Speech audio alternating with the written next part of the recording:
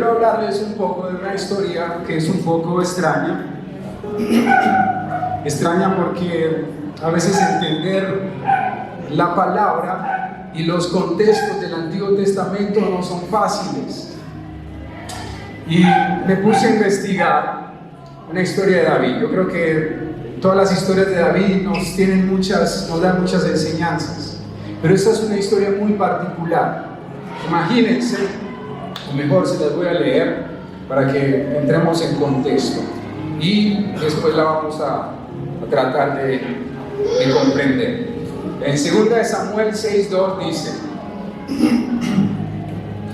David volvió a reunir a todos los escogidos de Israel, 30,000, y se levantó David y partió con todo el pueblo que tenía consigo para hacer pasar de allí el arca de Dios, sobre la cual era invocado el nombre de Jehová de los ejércitos. Pusieron el arca de Dios sobre un carro nuevo y la llevaron de la casa de Abinadab, que estaba en el collado, y Usa, hijo de Abinadab, guiaba el carro nuevo. Y cuando lo llevaba con el arca de Dios, David y toda la casa de Israel danzaban delante de Jehová con toda clase de instrumentos de madera. Cuando llegaron a la era de Nacón, Usa extendió su mano al arca de Dios y la sostuvo, porque los bueyes tropezaban, y el furor de Jehová se encendió contra Usa y lo hirió allí Dios por aquella temeridad, y cayó allí junto al arca de Dios. Si yo les pregunto si entendieron algo, pues usted tal vez me diría que no. Y yo quiero simplemente comenzar con algo. En el Antiguo Testamento, la presencia de Dios se manifestaba desde el arca. El arca era una caja de madera enchapada en oro, y Dios eligió que desde esa caja, desde esa arca, se iba a manifestar al pueblo. Cada que el pueblo necesitaba una respuesta de Dios, pues entonces los sacerdotes, exclusivamente ellos, podían ir y tocar el arca o invocar la presencia de Dios, y entonces Dios les hablaba a ellos y les daba respuesta. Esa era la única manera de comunicarse con Dios, a través del arca. Entonces, cuando en la historia de Israel aparece David, esa arca estaba en un pueblo lejano. El pueblo de Israel había despreciado el arca de Dios, o sea, la presencia de Dios la había despreciado, así que ya no se comunicaban con Dios. Entonces David, cuando es rey, dice: yo tengo que traer el arca de Dios. Yo necesitamos como pueblo volver a la presencia de Dios, volver a tener en cuenta la presencia de Dios. Entonces David reúne a sus soldados, dice la palabra que 3,000 más o menos, y deciden ir por el arca.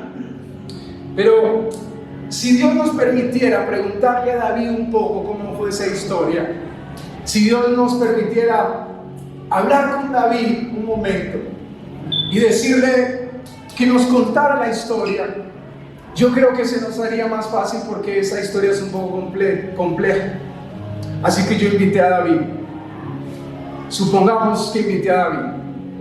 Supongamos que David viene y nos va a compartir. No miren para atrás, era una suposición. Una suposición, para que no vayan a decir que... Más que entró. Se sintió. Ahí mismo vi que varios miraron, pero bueno, eso es fe también. No vayan a decir: el pastor está invocando gente. No, mucho cuidado. No, es una suposición nada más, ¿ok? Entonces, si le pidiéramos a David que nos contara esta historia para que la pudiésemos entender un poco, David nos comenzaría a decir algo. Mire, yo siempre me preocupé por la presencia de Dios. Yo siempre fui un hombre que tuve en cuenta la presencia de Dios, y para consultarlo si debía ir o no a una guerra, yo nunca salía sin decirle a él: ¿puedo ir? ¿Puedo hacerlo? En mi vida fue algo que tuve presente, la presencia de Dios, y que Él me indicara qué debía de hacer. Entonces, cuando fui rey, me di cuenta que la presencia de Dios, es decir, el arca, estaba en un lugar donde no debía estar. Y yo me paré y busqué todos mis soldados y reuní 30,000 personas y dije, vamos por el arca. Efectivamente, cuando llegué allá, el arca la pudimos encontrar y el arca la pusimos en un carro nuevo. Llevamos un carro nuevo porque dijimos, no podemos llevar cualquier carro. Un carro nuevo y aparte la llevamos en 2 bueyes. Era un momento tan especial porque hace muchos años Israel no había vuelto a ver el arca, es decir, no había vuelto a tener la presencia de Dios. Decidimos comenzar a avanzar y recuerdo que habían 2 hombres en ese lugar, hijos de Abinadab, quien tenía el arca durante años, y entonces uno decidió guiar el carro adelante y otro decidió guiarlo al lado. Me acuerdo de ellos muy bien. Me acuerdo que uno era Usa. Usa era quien iba al lado. Estaba al lado del arca. Recuerden que el arca iba sobre un carro nuevo y 2 bueyes. Ellos iban dirigiendo el arca. Ese día yo estaba feliz, tan feliz que me puse a danzar. Y todo el pueblo de Israel danzaba y danzaba porque llevábamos el arca de Dios. De hecho, en ese tiempo sonaba una canción que me gustaba mucho y era Danzando en cada temporada. Esa canción me gustaba y uno de mis soldados tenía un baflecito y la pusimos y ahí íbamos danzando, contentos por la presencia de Dios. A mí no me importaba, yo era todo un rey, pero no me importaba y decidí seguir danzando y danzando. Pero de repente, cuando llegamos a una casa, imagínense que el carro donde iba la presencia de Dios, los bueyes se chocaron, se tropezaron y entonces, ¿se acuerdan de Usa? Usa, quien iba al lado, intentó detener el arca con su mano porque el arca se iba a caer y hasta ahí nos duró la danza. Hasta ahí se apagó la alegría porque vimos que ese hombre, quien quiso sostener el arca para que no se cayera, ese hombre murió inmediatamente. Qué difícil fue para nosotros ver que en un momento danzábamos, que en un momento llevábamos la presencia de Dios, pero ¿cómo entender que la misma presencia de Dios puede matar o mató a Usa? Todos quedamos sin entenderlo, quedamos preguntándonos qué sucedió. Entonces le pudiésemos preguntar a David, y seguro usted que estuvo ahí, ¿qué pasó? ¿Qué sucedió? ¿Cómo es que alguien que tiene una buena intención decide colocar su mano para que el arca no se caiga y cuando la toca inmediatamente cae muerto por el mismo que da vida? Dios, lo mismo que da vida es lo mismo que le quitó la vida a Usa. ¿Cómo entender eso? Le podríamos preguntar a David, nosotros tampoco lo entendemos. Y él nos podría decir, ¿sabe, iglesia? En ese momento yo no lo pude comprender. En ese momento yo me pregunté, ¿qué estábamos haciendo mal? ¿Y qué error cometió David? Si le preguntamos, David nos podría decir, después comprendí el error que yo había cometido. David cometió un error que podemos cometer nosotros. Él nos diría, mire, el error que yo cometí es que yo no consulté con la palabra de Dios. Pero no consultó, ¿por qué? Si su intención era ir a recuperar el arca. O sea, ¿cómo Dios podría permitir eso si la intención suya era recuperar el arca para tener la presencia de Dios y saber que ahora pues Él los iba a dirigir? Y Él nos diría, mire, yo no leí en la Biblia, en la palabra de Dios, yo no leí lo que decía en Deuteronomio 10:8. Y dice, en aquel tiempo apartó Jehová la tribu de Leví para que llevase el arca del pacto de Jehová, para que estuviese delante de Jehová. nos podría decir: a mí me faltó consultar en la palabra que solamente los levitas, los sacerdotes, debían llevar el arca cargada. Fue responsabilidad mía la muerte de aquel hombre, porque si yo hubiese consultado a la palabra, tal vez me hubiera dicho: mira, tú no puedes tocar el arca, no toquen la presencia de Dios. Ten en cuenta que puedes ir al lado, pero no te atrevas a colocar tu mano, no te atrevas a llevar el arca, porque la presencia de Dios se tiene que respetar. Pero yo no se lo dije, nos diría David. Yo no se lo dije, porque yo no consulté, porque yo solo me fijé en algunas cosas. Me fijé en que fuéramos muchas personas, me fijé en las cantidades, me fijé en danzar, pero no me fijé en el cuidado que debemos tener a la hora de estar en la presencia de Dios. Esa fue mi responsabilidad. Si yo hubiese consultado la palabra, si yo hubiese leído, hubiera salvado la vida de alguien, tal vez le hubiera indicado y le hubiera dicho, le hubiera exhortado, le hubiera pedido que no se acercara a la presencia de Dios de cualquier manera. Yo solamente pensé en disfrutar. Yo solamente pensé en tener la presencia de Dios.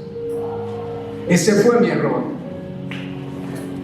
Si yo hubiese pensado en Usa, si yo le hubiera exhortado, si yo hubiese llevado sacerdotes para que cargaran, entonces Usa no hubiera muerto. David representa aquellos hombres y mujeres que debemos exhortar, que debemos advertir de lo que significa estar en la presencia de Dios. Representa a esas personas que tenemos una responsabilidad de poder decirle a la gente que cuando uno está en la presencia de Dios, debe saber cómo camina, debe saber cómo vive, debe saber cómo piensa, que con Dios no se puede jugar, que con Dios no podemos andar de cualquier manera. Esa es la responsabilidad, porque eso es lo que está en la palabra, eso es lo que Dios nos dice a nosotros, que no podemos negociar, que tenemos que decirle a la gente que a la hora de buscar a Dios, de venir a la iglesia, debe haber una responsabilidad y una conciencia, porque despreciar la presencia de Dios a veces es jugar con nuestra vida. Y usted podría decir: pero los tiempos son diferentes, ya no hay un arca, ya no estamos obligados o esclavizados, o ya nadie nos prohíbe si nosotros tocamos algo.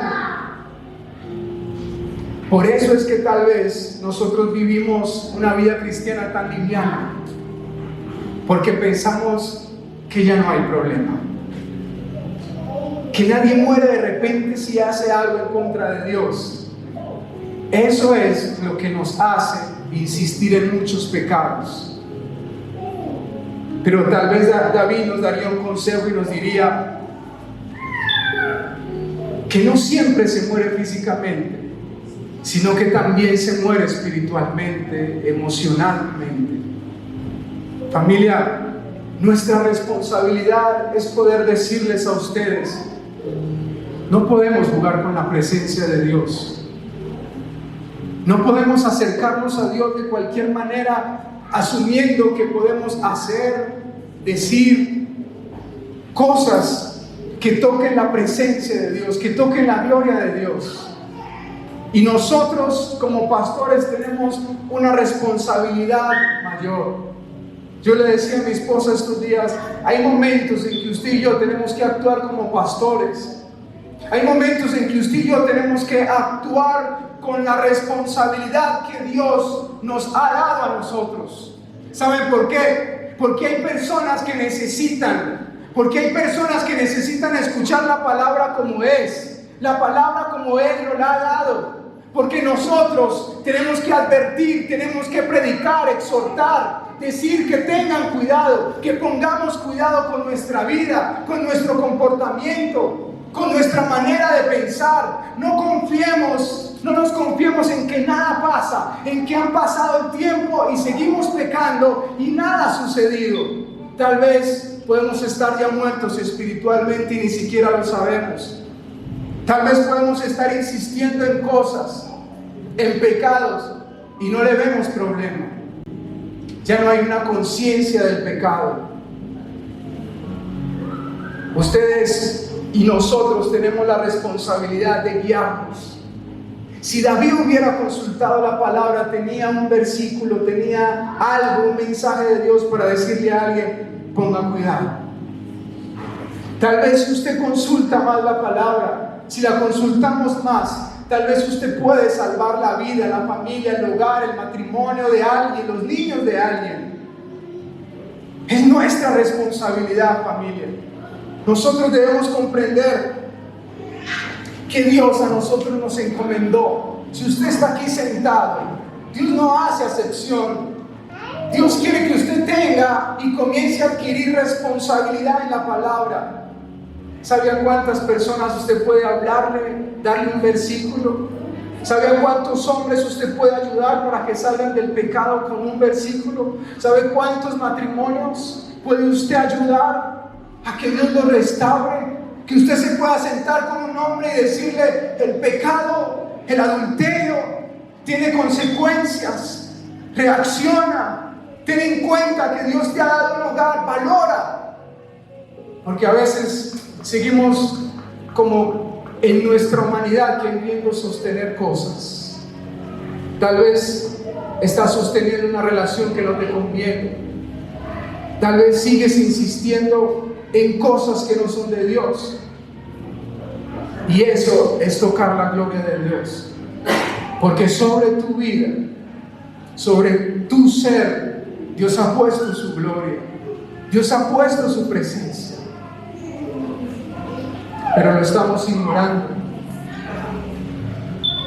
Dice la palabra a nosotros los que somos pastores. Dice: ovejas perdidas fueron mi pueblo, sus pastores las hicieron errar, por los montes las descarriaron, anduvieron de monte en collado y se olvidaron de sus redines. ¿Qué responsabilidad tenemos? Mi esposa y yo tenemos la necesidad de poder hablar la verdad, de poder decir la verdad por amor. Tenemos la responsabilidad de no sobar a nadie, no para hacerle daño, sino para creer que Dios tiene un propósito con cada uno de ustedes. Familia, hay palabras de Dios, hay palabras de pastores que duelen, que no son cómodas, pero cuando vienen de Dios, cuando se reciben de Dios, son palabras que salvan vidas, que salvan hogares, que salvan propósitos. Son palabras que hacen recordar que Dios tiene un plan específico con su vida y con la mía. Y aún mucho más fuerte, dice Jeremías: no envié yo a aquellos profetas, pero ellos corrían. Yo no les hablé, mas ellos profetizaban. Pero si ellos hubieran estado en mi secreto, habrían hecho oír mis palabras a mi pueblo y lo habrían hecho volver de su mal camino. Nosotros tenemos una responsabilidad de estar cerca de Dios, porque no hay nada más bonito que Dios permitirnos predicar y que una persona se arrepienta, o un esposo deje el pecado y ponga sus ojos en el hogar, en su esposa. No hay algo más bonito que una mujer pueda comprender su propósito porque escucha una palabra y decide creer que Dios tiene algo mayor que lo que muchas personas tienen afuera para ellos. Qué bueno es saber que alguien decide vivir honestamente. Qué bueno es saber que una familia decide ser honesta. Y hemos comenzado a ver cómo familias, hombres, han comenzado a tomar decisiones. ¿Saben? Nosotros, cuando la iglesia está vacía, cuando la iglesia casi no vienen personas, eso ya no nos afecta. Porque cuando yo veo que las pocas personas que vienen, o las que Dios trae, Dios está transformándolas y tomando decisiones, eso nos alegra el corazón más que si estuviese esto lleno. Porque no son las cantidades, es el fruto que Dios nos permite ver. Es saber que personas y familias deciden creerle a Dios. Saber que hombres comienzan a tomar decisiones.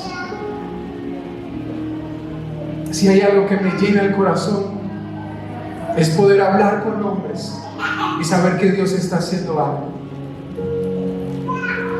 Hombres valientes que están tomando la decisión de ser fieles, asumiendo responsabilidades que nunca habían tomado. Para eso nosotros tenemos que estar cerca de Dios. Hay de los pastores que destruyen y dispersan las ovejas de mi rebaño. Por tanto, así ha dicho Jehová, Dios de Israel, a los pastores que apacientan mi pueblo: vosotros dispersasteis mis ovejas y las espantasteis. Siempre nosotros tenemos la responsabilidad de hablarles con la verdad. ¿Saben por qué? Porque Dios nos pedirá cuentas por cada uno de ustedes. Por cada hogar que hay aquí, Dios nos pedirá cuenta. Por cada niño, por cada persona. Resulta que David queda a un lado un momento, y ahorita vamos a hablar con Usa. Si Dios nos permitiera hablar con Usa, no vuelvan a mirar atrás. Si nos permitiera hablar con Usa, nos diría: yo tenía toda la buena intención de cuidar el arca. Mi hermano iba al frente y yo iba al lado. Y cuando yo vi que los bueyes se tropezaron, lo único que yo pensé fue cómo iba a sostener la presencia de Dios, cómo iba a sostener el arca de Dios. Pero cometí un pecado, cometí un error, y fue el temor. Usa nos diría: mire, mi pecado fue el temor, porque yo pensé que la presencia de Dios sola no se podía sostener, y me dio miedo. Intenté detener el arca, intenté sostenerla, me dio miedo, pero no sabía algo, y es que hay cosas, momentos y circunstancias que usted y yo tenemos que entender que a Dios no se le ayuda, a Dios no se le colabora. Cuando Dios tiene un plan y propósito, las cosas marchan por sí solas.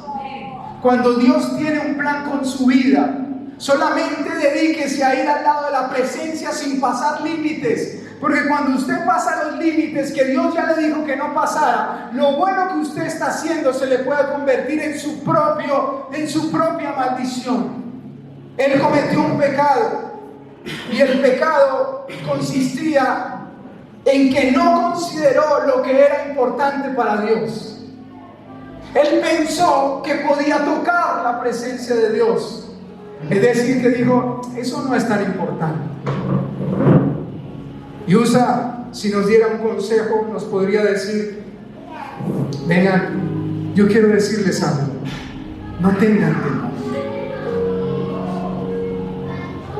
Hay personas que vienen a la iglesia, que conocen de Dios, pero al mismo tiempo van ahí al lado con temor, mirando a ver si algo pasa, ellos pueden hacer algo en su humanidad.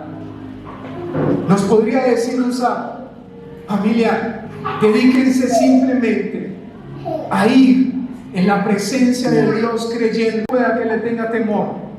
Pero yo quiero decirle algo: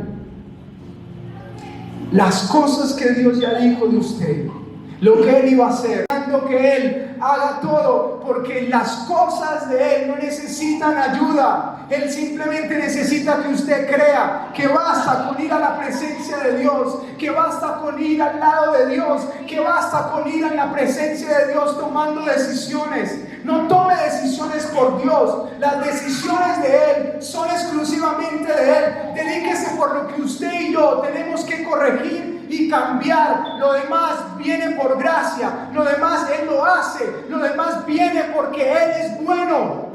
Eso es lo que usted y yo tenemos que comprender, familia. Hay cosas que no se tocan, hay cosas de Dios en que no le podemos ayudar, hay cosas en que usted a veces simplemente tiene que callar. Hay momentos en que vienen pruebas y a usted no le toca hacer nada.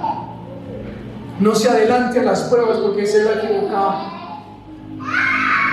Ir en la presencia de Dios a veces es agachar la cabeza, cerrar la boca y creer que algo en algún momento va a pasar. Creer que Él puede hacer un milagro. Creer que de repente el Espíritu Santo te va a ayudar a lo que hoy no puedes hacer.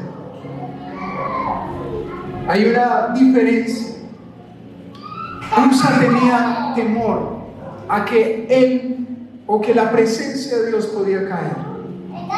Usa tenía temor que si él no hacía algo, pues las cosas de Dios iban a desbaratar. Dígame, ¿quién puede ayudarle a Dios a cumplir sus propósitos? Usted y yo, lo único que podemos hacer es creer. De resto, es mejor que nos quedemos quietos y esperar a que Él nos dirija, a que Él nos guíe. Hay relaciones en las que insistimos. Hay noviazgos en los que se insiste y Dios simplemente está diciendo: no toques mi gloria, no te adelantes, no es la persona. Hay negocios donde Dios no está.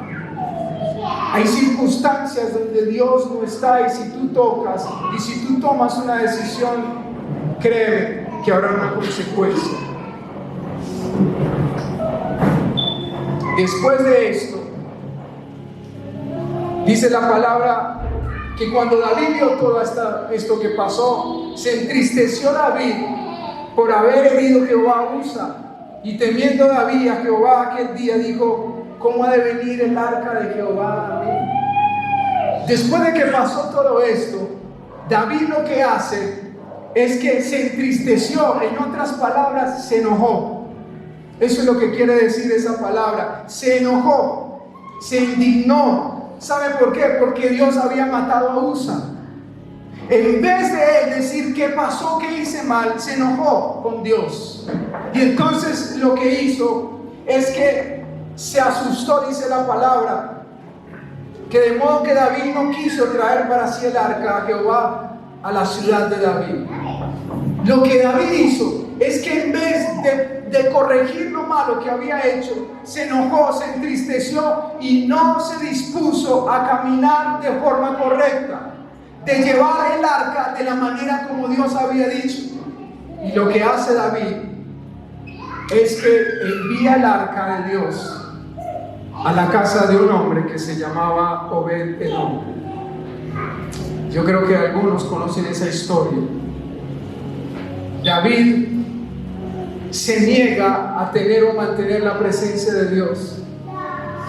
Muy fácil soluciona algo, y es que suelta la responsabilidad. Familia, hay momentos en que usted y yo ni tenemos que enojarnos con Dios, ni tenemos que soltar la responsabilidad con Dios.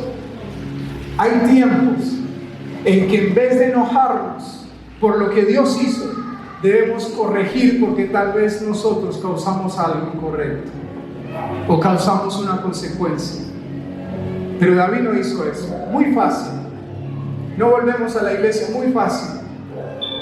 Solucionamos todo de una manera en que no asumamos responsabilidad, muy fácil. Eso es lo que hace nuestro corazón humano. Y efectivamente David envió esa arca a ese lugar.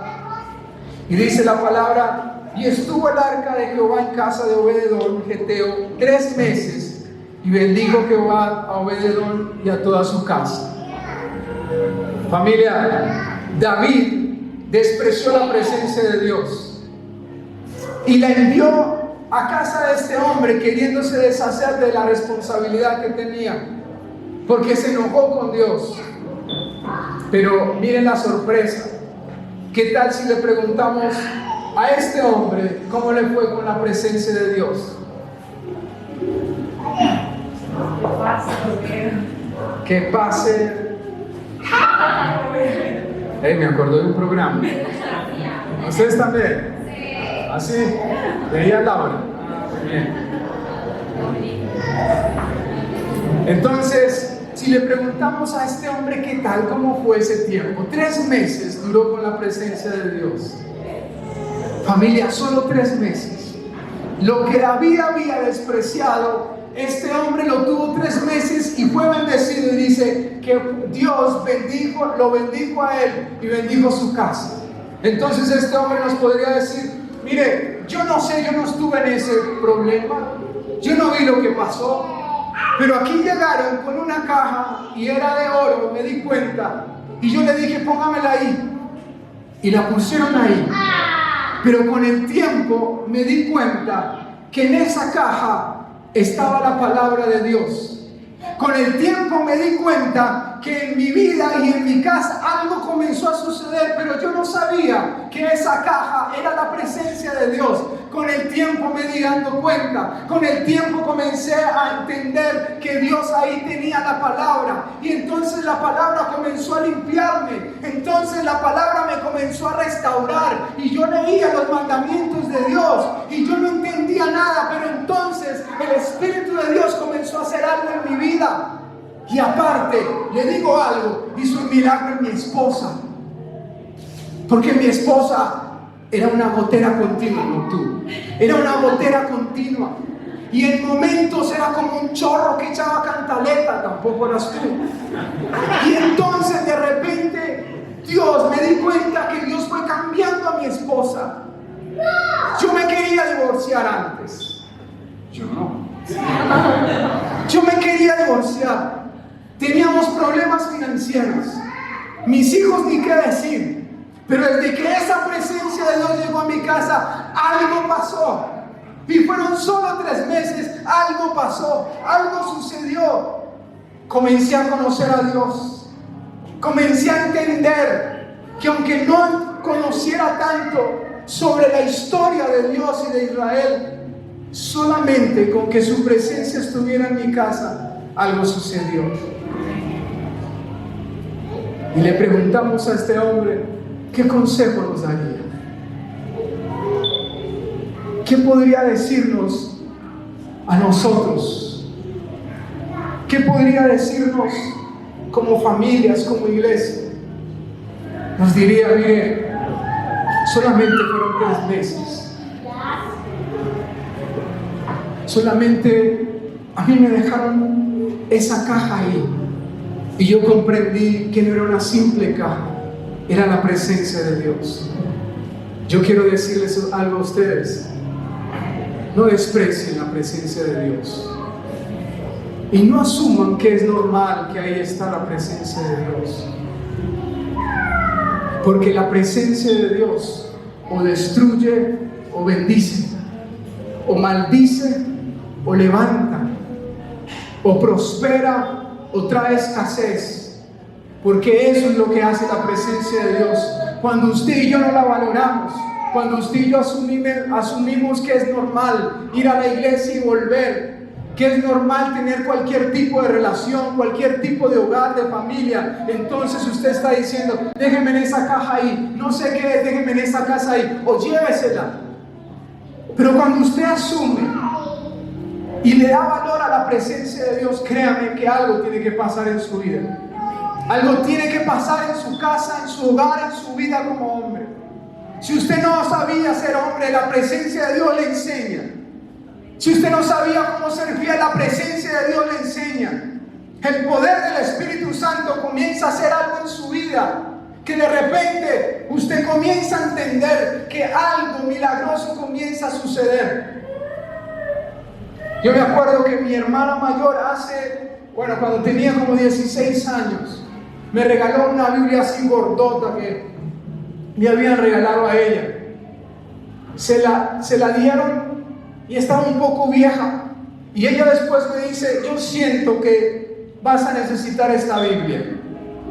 Y cuando yo abrí un libro así grandote, yo nunca me había leído nada. Me mandaron a leer Don Quijote en el colegio y nunca lo leí. Y yo cuando vi ese libro dije: ¿cuándo voy a leer esto? Pero me lo dio estratégicamente y luego me llevó a la iglesia. Y luego cuando yo comencé a leer ese libro, yo dije: este no es un libro cualquiera. ese libro comenzó a hacer algo en mi vida. ¿Sabe? Así como David dijo, llévense el arca, así a veces nosotros cuando vemos este libro decimos, déjelo ahí, es un libro cualquiera, es un libro común y corriente. No le prestamos atención, pero este libro es tener la presencia de Dios en su casa, en su corazón, en su familia. Y cuando usted se dedica a leer este libro, Él solo va transformando su vida. Cuando usted se dedica a consultar la palabra de Dios y a decirle qué hago, por dónde voy, con quién voy, entonces es como si la presencia de Dios, comparado o igual a la vida de este hombre Obed, algo comienza a suceder en su vida. Familia, tocar este libro como si fuese cualquier otro es tocar la presencia de Dios y asumir que lo podemos seguir haciendo y vivir como si nada. Lo abra o no lo abra, aquí hay una palabra suficiente que lo bendice o lo maldice a usted. Aquí hay una palabra suficiente que puede cambiar su vida y su casa. No asuma que es cualquier libro. Nosotros no podemos seguir siendo cristianos así del común, que venimos acá y salimos como si pudiésemos tocar la gloria de Dios y seguir común y corriente. Yo tengo que decirles, si usted sigue viviendo así, o si seguimos viviendo así, usted tiene que esperar que vengan consecuencias a su vida. Usted tiene que esperar que la gloria de Dios haga algo que tal vez no le va a gustar. Con Dios no podemos seguir jugando. Con Dios no podemos insistir a jugar de novios, de marido y mujer. No podemos insistir aún en la irresponsabilidad que a veces tenemos con el dinero. La esposa, créanme que la predicación de mi esposa hace 8 días me tocó tanto que comencé a tomar decisiones, porque Dios me dijo dos cosas: santifica tu dinero y santifica tus relaciones. Es decir, Dios me pidió que fuera más estricto y más responsable con el dinero y con mis relaciones, porque usted y yo no podemos vivir de cualquier manera. Porque usted y yo tenemos que comprender que lo que Dios le da a usted gracias a Él y que usted puede trabajar es un dinero que Él necesita que usted administre de forma correcta. Hacer lo que a nosotros nos viene en gana con el dinero es tocar la gloria de Dios, porque es lo que Él está confiando. Es la manera como Él está depositando en usted una confianza, creyendo que usted va a administrar bien su dinero, que va a suplir sus necesidades. Hay una urgencia de nosotros poder actuar, familia. Entonces le dijeron a este hombre Obed: mira, tú sabes que David va a mandar a pedir el arca de nuevo. David se dio cuenta que Obed-Edom estaba siendo bendecido, y ¿sabe qué hace? Dice: no puede ser, yo la dejé allí y ahora Dios está bendiciendo a este hombre. David lo que hace es que se levanta y dice: ahora voy a ir por mi arca. Familia, a veces lo que usted y yo despreciamos de Dios, otro lo coge y Dios comienza a bendecir a esa persona. Por eso usted y yo no podemos soltar la presencia de Dios. Y quiero aclararle algo: David no estaba sintiendo envidia por lo que Dios le había dado a él. Lo que David sintió fue un celo por tener la presencia de Dios, no lo que le había dado a ese hombre. Usted y yo tenemos que sentir ese celo por lo que Dios está haciendo en otros, no por lo que otros tienen. Usted y yo tenemos que desesperarnos para que lo que Dios está haciendo en otros también lo haga en mi vida. Si Dios está restaurando un hogar, sienta la necesidad de que Dios también restaure el suyo, de que Dios también lo restaure usted como hombre. Dedíquese a desear la presencia de Dios, no las cosas que Dios le da a otras personas, porque así su corazón estará librado de la envidia, así su corazón estará protegido, y entonces algún día usted tendrá lo que otros tienen, es decir, la presencia, la bendición, la restauración de Dios. Eso es lo que usted y yo tenemos que desear. Entonces le dijeron a este hombre: ¿qué vas a hacer si David viene por el arca? Yo creo que este hombre diría: que se la lleve. Igual yo entendí, ahora entendí que lo importante es que Él ya está en mi corazón, y donde yo esté, su presencia está conmigo, y donde yo vaya, su bendición está conmigo. Así que díganle a David que venga por él. Y David vino por el arca y se la llevó. Pero ¿saben qué corrigió David para terminar? Recuerden que cuando le preguntamos a David qué había pasado, él nos dijo que él no había consultado la palabra, que él no sabía que el arca la tenían que llevar los sacerdotes. Pero ahora que viene David la segunda vez por el arca, aclara y dice: me hacen el favor, preparen los levitas y los sacerdotes, porque solo ellos pueden traer el arca. Quiero decirles que ahora David no se interesó por las cantidades, con quién iba. No se preocupó por danzar, se preocupó por ir en la presencia de Dios haciendo lo correcto. Es lo que usted y yo nos tenemos que preocupar. Es ir en la presencia de Dios haciendo lo correcto. Y entonces después danzó. Pero primero hizo lo que es correcto. Primero vivió y tomó las decisiones y corrigió lo que tenía que corregir. Familia, ¿qué tenemos que corregir usted y yo? Que venimos a la iglesia, que hablamos de Dios, que decimos que somos cristianos. ¿Qué tenemos que corregir? Usted y yo tenemos que ir al lado de la presencia de Dios, pero no de cualquier manera. Dios quiere que su iglesia sea una iglesia celosa por su presencia. Dios quiere que nos levantemos como cristianos a hacer la diferencia, a dar testimonio, que de nosotros hayan palabras que bendigan a Dios, que digan: ese hogar, yo quiero el hogar de esa familia, yo quiero vivir como ellos viven. Que como hombres podamos tener referentes aquí en la iglesia y podamos decir: yo quiero vivir como ese hombre vive, yo quiero ser responsable como ese hombre. Algo pasó en él, yo antes lo veía por ahí en la calle, haciendo, deshaciendo, pero algo pasó. Yo quiero vivir como ese hombre.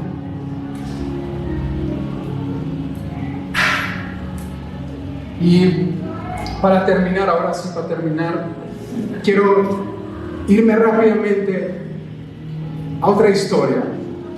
El arca de Dios fue capturada por los enemigos de Israel, y el arca de Dios fue puesta en un templo de ellos, y solo la presencia de Dios comenzó a hacer daño a este pueblo de los filisteos, porque ellos adoraban otro Dios.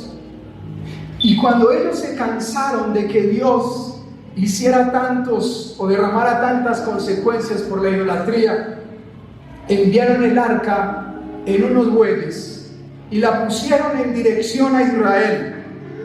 Y mire, le quiero leer solamente esto porque me pareció muy curioso. Dice: luego pusieron el arca de Jehová sobre el carro, y las vacas se encaminaron por el camino correcto y seguían camino recto, andando y bramando, o sea, alabando, sin apartarse ni a derecha ni a izquierda. ¿Me hice entender o no? ¿Sí o no? Sí. Es decir, que el arca de Dios, que representaba la presencia de Dios, encaminó a unas vacas, y dice que fueron por un camino recto y que no se apartaron ni a izquierda ni a derecha. ¿Cómo es que la presencia de Dios encamina unas vacas? ¿Y qué nos pasa a nosotros? que mantenemos de izquierda a derecha. ¿Qué nos pasa a nosotros? Que un día sí y otro día no. ¿Acaso las vacas son más entendidas que nosotros? ¿O acaso la presencia de Dios que estaba ahí logró hacer algo de tal manera que esas vacas se encaminaron? Familia, ¿será que la presencia de Dios en nosotros no está lo suficiente como para que nos encaminemos? ¿Será que la estamos dejando a un lado? Porque si estamos de un lado para el otro, sin decidirnos, jugando así, no, es porque la presencia de Dios no está. Es imposible, imposible no, porque la presencia de Dios puede guiar cualquier cosa. A lo que me refiero es cómo nosotros vamos a leer que la presencia de Dios encaminó a unas vacas y nosotros vamos a seguir de la misma manera. Pero yo confío y yo creo y le pido a Dios que nos ayude a valorar su presencia. Ustedes no son vacas, yo tampoco. Ustedes y yo somos hijos. Y si Él usó su presencia para encaminar vacas que no van a estar en el cielo, que no se tenían que arrepentir, ¿cuánto más nos va a encaminar a nosotros? ¿Cuánto más va a encaminar nuestro hogar, nuestro matrimonio, nuestros hijos? Familia, no tengan temor, no duden de lo que Dios va a hacer, pero sí les pido, tomen decisiones, porque la presencia de Dios se tiene que identificar en alguien cuando la persona camina recta, cuando la persona no se aparta ni a izquierda ni a derecha. Eso hace la presencia de Dios.